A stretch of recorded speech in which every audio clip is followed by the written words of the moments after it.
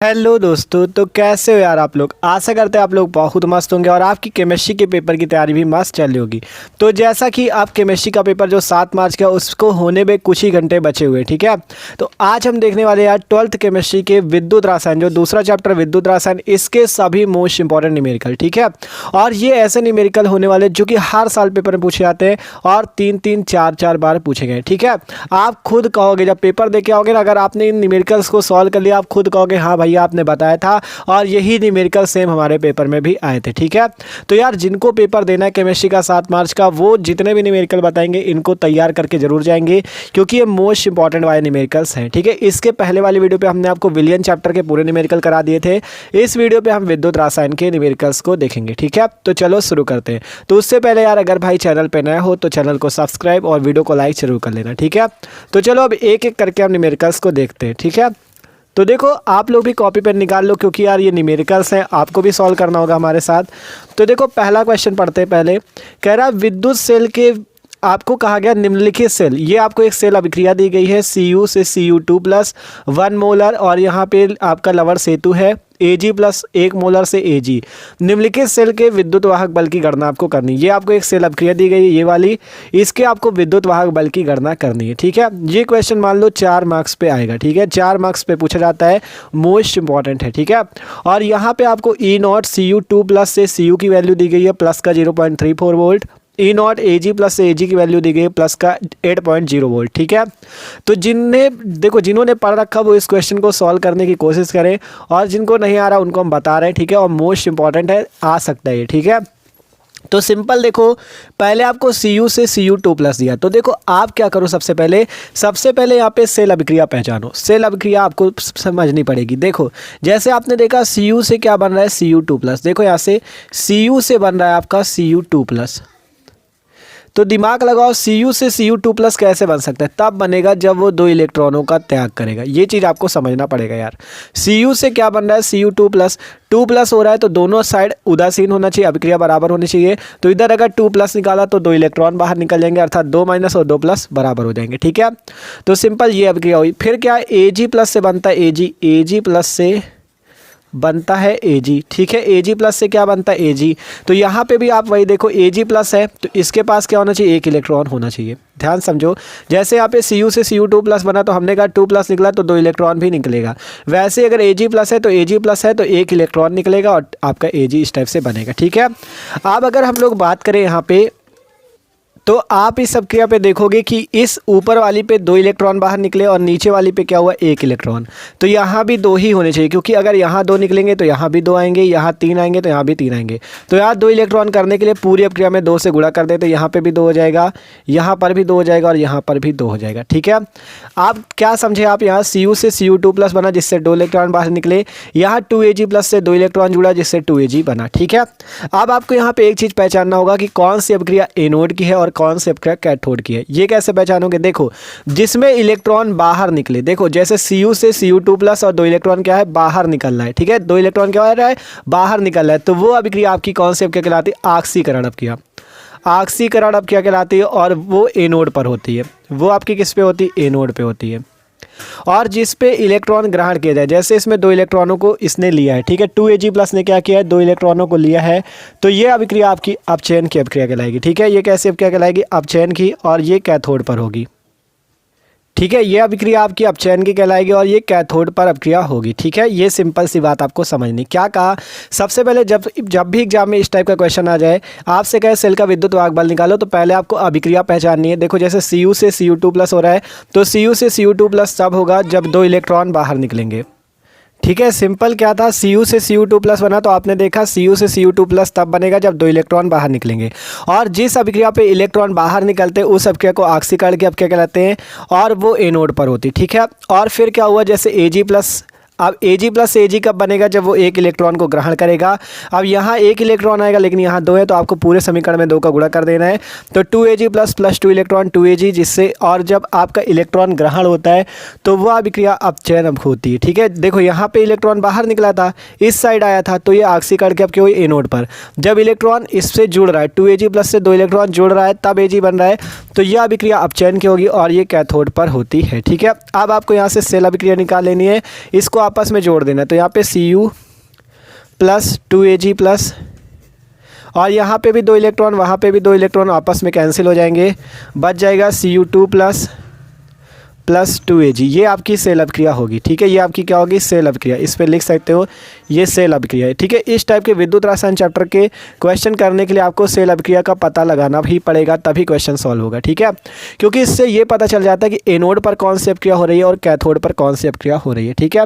इतना पता चल गया। अब इसके बाद क्या करना है आपको? सेल का विद्युत वाहक बल निकालना है। तो सबसे पहले आप Cu वाले सेल के लिए निकाल लो, फिर Ag वाले के लिए निकाल लो, और फिर पूरे सेल का निकलेगा, ठीक है। तो देखो निकाल के आपको दिखाते हैं। सिंपल पहले हम लोग क्या करते हैं, किसका निकालते हैं? Cu वाले सेल का, ठीक है। Cu वाले सेल का निकालते हैं। ECU बराबर हो जाएगा E0 Cu minus 0.0591 upon n log base में 10, ठीक है। और यहाँ पे Cu है तो इसका यहाँ पे रख दो Cu प्लस की सांद्रता। ध्यान से देख लो फॉर्मूला कैसे लग रहा है। ECU अगर निकालना, E का मतलब है आपका क्या? इलेक्ट्रॉन विभव, किसका? Cu का। और E0 का मतलब है मानक इलेक्ट्रॉन विभव, किसका? Cu का। N है इलेक्ट्रॉनों की संख्या, और ये Cu प्लस जो कोष्टक के अंदर लिखा गया है ये सांद्रता। क्या कह रहे हैं? अगर ECU लिखा है मतलब ये Cu का इलेक्ट्रॉन विभव है, E0 Cu लिखा है तो ये Cu का मानक इलेक्ट्रॉन विभव है, N इलेक्ट्रॉनों की संख्या, और Cu प्लस क्या है? Cu प्लस आपकी इसकी सांद्रता होगी। आप देखो यहाँ पे सारी वैल्यू रखते हैं।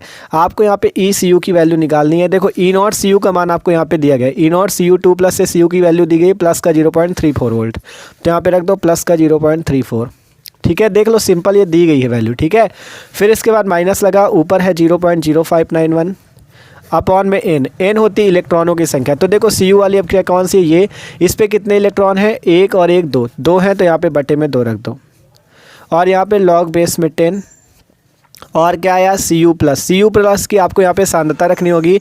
देखो ये आपको ऊपर सांद्रता दी गई है 1 मोलर, ये जो 1 m बना है ना, m का मतलब मोलर, अर्थात ये सांद्रता है।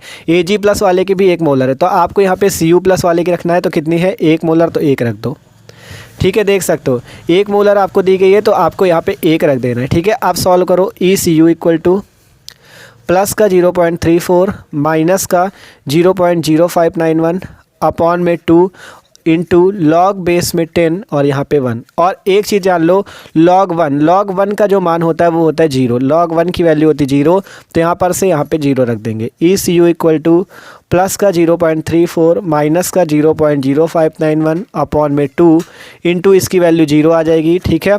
ECU इक्वल टू प्लस का 0.34, और देखो माइनस है, इसकी वैल्यू अगर इसका गुणा 0 से करोगे तो क्या हो जाएगा? 0 ही हो जाएगा, ठीक है। इसका गुणा 0 से करोगे तो 0 ही हो जाएगा। तो ECU इक्वल टू आ जाएगा प्लस का 0.34 वोल्ट, ठीक है। प्लस का 0.34 वोल्ट, ठीक है। तो ये आपने अभी ECU का निकाला है। ECU का मतलब क्या है? E का मतलब इलेक्ट्रॉन विभव, अर्थात Cu का इलेक्ट्रॉन विभव, ठीक है। तो ये किसका इलेक्ट्रॉन विभव आपने निकाला है? Cu का। अब इसी प्रकार से आप Ag प्लस का भी निकालो। Ag प्लस का निकालने के लिए आपको यहाँ पे फॉर्मूला लगाना EAG इक्वल टू, ठीक है, EAG equal to E0 Ag minus 0.0591 upon n log base में 10, और यहाँ पे Ag का निकाल लो तो Ag प्लस की सांद्रता रख दो। जैसा सेम फार्मूला ऊपर लगा था, देखो ECU equal to E0 Cu minus 0.0591 upon n log base में 10 Cu प्लस, वैसे ही यहाँ पे लॉग बेस में 10 Ag प्लस, और Ag प्लस की सांद्रता रखनी है। तो Ag प्लस की सांद्रता भी आपको यहाँ पे दी गई थी, ये जो कोष्टक पे दी गई ना 1 मोलर, Cu प्लस की भी 1 मोलर थी, Ag प्लस की भी 1 मोलर है, तो यहाँ पे भी हम Ag प्लस की 1 मोलर रख देंगे। EAG इक्वल टू, और बात आती E0 Ag की। E0 Ag है मानक, आपका मानक इलेक्ट्रॉन विभव किसका? Ag का। तो कितना दिया गया E0 Ag? ये दिया गया 0.80 वोल्ट, प्लस का 0.80 वोल्ट, तो यहाँ पे रख देते हैं प्लस का 0.80 वोल्ट माइनस 0.0591 अपॉन में n लॉग बेस में 10। Ag प्लस की वैल्यू कितनी थी? 1, आपको अभी दिखाया था, ठीक है। देख सकते हो Ag प्लस की वैल्यू ये 1 मोलर दिखाई थी, ठीक है। तो यहाँ पे इसकी वैल्यू हमने 1 रख दिया। आप सॉल्व करते EAG इक्वल टू प्लस का 0.80 माइनस का 0.0591 अपॉन में n की वैल्यू क्या आ जाएगी? n की वैल्यू देखो यहाँ पर से इलेक्ट्रॉन कितना निकला था आपका यहाँ पे प्लस, देखो यहाँ से आप इलेक्ट्रॉन देखना, जैसे प्लस 2 बार प्लस है तो 2 इलेक्ट्रॉन निकलेगा, 1 बार प्लस तो 1 ही इलेक्ट्रॉन निकलेगा, 2 का तो हमने पूरे में गुणा किया था, ठीक है। तो 1 इलेक्ट्रॉन निकलेगा, इसलिए यहाँ पे 1 लिख दो, और लॉग 1 की वैल्यू फिर से आ जाएगी वही चीज़, जैसे ऊपर था लॉग 1 की वैल्यू 0, वैसे यहाँ पर भी हो जाएगा 0। तो EAG इक्वल टू प्लस का 0.80, और ये वैल्यू तो वैसे भी 0 आनी है, तो ये आपका सिंपल आ जाएगा वोल्ट। ठीक है, अब आपको निकालना है क्या, देखो यहाँ पर से आपने Cu का भी इलेक्ट्रॉन विभव निकाल लिया, Ag का भी इलेक्ट्रॉन विभव निकाल लिया। अब आपको निकालना है सेल का विद्युत वाहक बल। सेल का विद्युत वाहक बल, उसका फॉर्मूला होता है ई सेल, इसे ऐसे प्रदर्शित करते हैं ई सेल इक्वल टू, ठीक है, ई आपका क्या होता है ई सेल इक्वल टू, या आप लिख सकते हो ई नॉट सेल। ठीक है, E naught cell equal to E naught cathode, ठीक है, माइनस ई एनोड। ठीक है, ई एनोड, तो यहाँ पे नॉट ना लगाओ। ठीक है, यही होता है formula, E cell equal to E cathode minus E anode. देखो यहाँ पे सही से लिख देते हैं, E cell equal to formula होता है E cathode minus E anode. ठीक है, E cathode minus E anode, ये होता है फॉर्मूला। ठीक है, ये आपका सिंपल अब यहाँ पे आपको दिख रहा है। अब आपने ई कैथोड, आप देखो यहीं से बात आएगी कैथोड कौन है और एनोड कौन है। यही चीज़ पहचानने के लिए आपको ये सेल अभिक्रिया करके दिखाई थी कि आप कैथोड और एनोड पहचानना सीख जाओ। जिस पे इलेक्ट्रॉन बाहर निकल रहा होगा उसमें ऑक्सीकरण की अभिक्रिया होगी और वो एनोड पे होगा, और जिस पे इलेक्ट्रॉन ग्रहण किया गया होगा इस टाइप से, मतलब इलेक्ट्रॉन जुड़ रहा होगा, वो कैथोड की अभिक्रिया होगी और अपचयन होगा। तो आपको ई कैथोड माइनस ई एनोड करना है। तो कैथोड पे बताओ कौन सा है, Ag वाला, और एनोड पे है Cu वाला। कैथोड पे है Ag वाला, तो ये कैथोड है आपका, और एनोड वाला कौन है, ये Cu वाला। ठीक है, तो आपको यहाँ पे सारी वैल्यू रखनी, ई कैथोड माइनस ई एनोड। तो कैथोड कौन है, ये आपका Eg अर्थात प्लस का 0.80 माइनस ई एनोड, एनोड कौन सा है, एनोड आपका कौन सा, ये वाला, प्लस का 0.34। तो इसकी वैल्यू भी रख दो, प्लस का 0.34। सॉल्व कर लो, 0.80 माइनस 0.34 घटा दोगे तो कितना आएगा आपका, आ जाएगा कितना, 80 से 34 घटाना है तो 46। ठीक है, 46 चाहे 50 से 80, 0.46 वोल्ट, यही आ जाएगा सेल का विद्युत वाहक बल। 4 नंबर का क्वेश्चन पूछा जाता है, देख सकते हो, मोस्ट इंपॉर्टेंट था। देखो टाइम इसलिए लिया कि आपको समझ में आ जाए, नहीं तो हम तो तुरंत कर देंगे लेकिन आपको समझ में फिर नहीं आ पाएगा। ठीक है, तो टाइम लगे भले, लेकिन समझ में आ जाए कि आप एग्जाम में कर सको। सिंपल, अब क्वेश्चन समझो। ये आपको अभिक्रिया दी गई थी, सेल का विद्युत वाहक बल पूछ रहा था, ये वैल्यू दी गई थी। ठीक है, आपने सबसे पहले सेल अभिक्रिया देखी, Cu से आपका बन रहा था Cu2+, तो आपने ये अभिक्रिया की और ऑक्सीकरण हुआ एनोड। ठीक है, Ag+ वाली अभिक्रिया ये देखी, फिर आपको जोड़ देना है, सेल अभिक्रिया आ जाएगी। फिर आपको सबसे पहले सेल का विद्युत वाहक बल चाहिए, तो सेल के विद्युत वाहक बल का फॉर्मूला होता है E cathode minus E anode. तो पहले कैथोड भी निकालना होगा, ई का मतलब होता है आपका क्या, इलेक्ट्रॉन विभव। तो आपको कैथोड का इलेक्ट्रॉन विभव और एनोड का इलेक्ट्रॉन विभव चाहिए, और ये जो दिया गया है ये मानक इलेक्ट्रॉन विभव दिया गया है। ई नॉट है ना, ई नॉट होता है मानक और ई होता है मानक, उसमें नहीं होता। ठीक है, तो आपको सिंपल यहाँ से फॉर्मूला लगाना था आपको, ये नरनष्ट का समीकरण होता है, इसको लगा के आपको ई Cu निकालना है, फिर ई Ag निकालना है, और फिर दोनों को आपस में घटा देना है, और वैल्यू आ जाएगी 0.46 वोल्ट। यही सेल का विद्युत वाहक बल है। ठीक है, तो मोस्ट इंपॉर्टेंट क्वेश्चन था, आसानी से सॉल्व हो गया, समझ में आया ना। आप चलते अगले क्वेश्चन की ओर, ये क्वेश्चन भी उसी टाइप से लगेगा। क्वेश्चन पढ़ो, निम्नलिखित सेल के ईएमएफ की गणना कीजिए।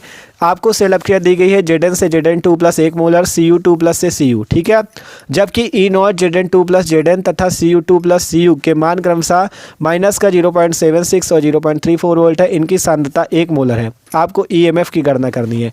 ईएमएफ, अब आपको क्वेश्चन पे ईएमएफ दे दिया गया, तो बताओ ईएमएफ क्या होता है। ईएमएफ वही चीज़ है, सेल का विद्युत वाहक बल। ठीक है, ये जो ईएमएफ दिया गया है ये आपका सेल का विद्युत वाहक बल ही कहलाता है। ठीक है, तो कंफ्यूज ना होना, कभी एग्जाम में आपसे ईएमएफ पूछ ले तो आप कंफ्यूज ना होना। ठीक है, क्योंकि ईएमएफ आपका सेल का विद्युत वाहक बल ही होता है। तो इस क्वेश्चन को भी सॉल्व करते हैं सिंपल तरीके से। ठीक है, तो दोनों क्वेश्चन के लगने का तरीका एकदम सेम ही है। इस क्वेश्चन को भी देखो लगाते हैं सिंपल। पहले सेल अभिक्रिया आपको देखनी कौन सी हो रही है, जैसे पहले देखा था, पहले देखा Zn से Zn2+ बन रहा है, Zn से Zn2+ बन रहा है, तो Zn से Zn2+ तब बनेगा, 2+ का मतलब 2 इलेक्ट्रॉन बाहर निकलने होंगे। ठीक है, यही आपको समझाया था, 2+ लगा है तो 2 इलेक्ट्रॉन आपको लिख देने। ठीक है, क्योंकि 2+ हो जाएगा, 2 माइनस हो जाएगा तो आपस में कैंसिल हो जाएंगे। फिर आगे Cu2+, जिससे आपका क्या बन रहा है, Cu बन रहा है। तो Cu2+ से Cu कब बनेगा, जब ये 2 इलेक्ट्रॉन यहाँ पे हो जाएंगे, क्योंकि 2 माइनस 2+ आपस में संतुलित हो जाएंगे। अब आपको कहा था जहाँ पे इलेक्ट्रॉन बाहर निकलता दिखे वो अभिक्रिया आपकी ऑक्सीकरण अभिक्रिया कहलाएगी और वो एनोड पर होगी। ये अभिक्रिया आपकी ऑक्सीकरण अभिक्रिया कहलाएगी और ये एनोड पर होगी। और जिसमें इलेक्ट्रॉन इस तरफ से जुड़ रहा होगा वो अभिक्रिया आपकी अपचयन की अभिक्रिया कहलाएगी और वो कैथोड पर होगी, वो आपकी कैथोड पर होगी। ये चीज़ होता है। ठीक है, समझाया था ना।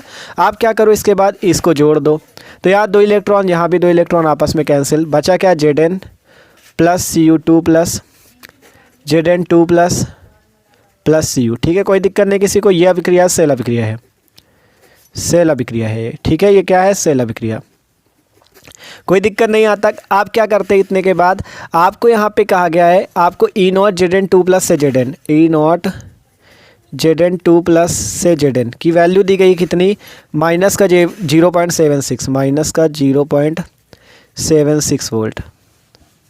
और इसके बाद E naught C U two plus से सी यू दिया गया है, E naught C U two plus से सी यू दिया गया कितना, आगे वैल्यू दी गई प्लस का 0.34 वोल्ट, प्लस का 0.34 वोल्ट।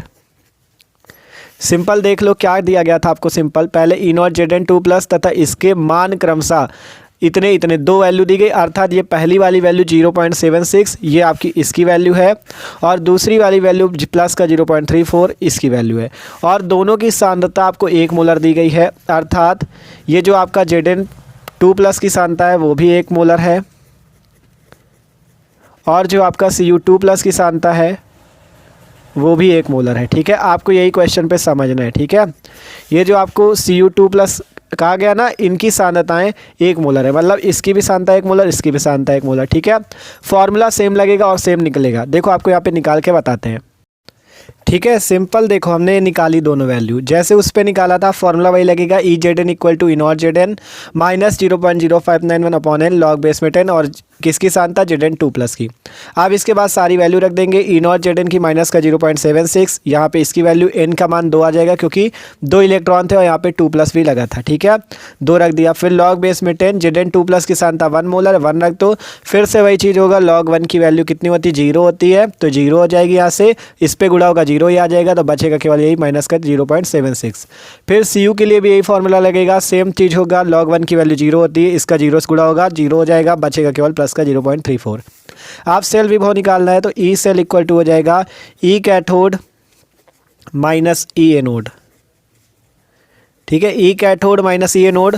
तो कैथोड कौन सा है, सी यू वाला, और एनोड कौन सा है, जेड एन वाला। ये जेड एन वाला एनोड है और ये सी यू वाला कैथोड है, तो दोनों की वैल्यू रख दो, आंसर आ जाएगा। ई कैथोड की वैल्यू है प्लस का 0.34 माइनस ई एनोड की वैल्यू माइनस का 0.76, माइनस का 0.76 देख लो, इसकी प्लस का 0.34 माइनस पहले से है और यहाँ भी माइनस है, तो माइनस का 0.76 यहाँ पे आ जाएगा, 0.34 माइनस माइनस मिलके प्लस 0.76 जोड़ लो, 6 4 मिलके 10 की 0 1 हासिल, 3 7 10 1 11 1 1.10 करके आएगा क्या, ठीक है। तो यही वैल्यू आ जाएगी ई सेल की 1.10 वोल्ट, आंसर, ठीक है। ये आपका सिंपल क्वेश्चन था, दोनों क्वेश्चन उसी तरह से लगे, देख सकते हो, समझ सकते हो कैसे हमने किया था, एक बार फिर से देख लो, जिसको नोट करना हो नोट भी कर सकता है, हम आपको पूरा क्वेश्चन दिखाई दे रहे हैं, ठीक है।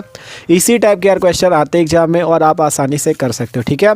अगला क्वेश्चन देखो, दोनों क्वेश्चन समझ में आए होंगे। तीसरा क्वेश्चन आता है, आपसे कहा गया एक सेल में अभिक्रिया निम्नलिखित अभिक्रिया होती है, ये अभिक्रिया दी गई है, ठीक है। इस सेल का 298 केल्विन पर ताप, मतलब 298 केल्विन ताप पर ई नॉट सेल आपका 0.236 वोल्ट है, सेल अभिक्रिया की मानक गिब्स ऊर्जा की गणना कीजिए, ये क्वेश्चन कह रहा है, ठीक है। सिंपल फिर से एक बार क्वेश्चन पढ़ लो सब लोग यार, कोई दिक्कत नहीं है।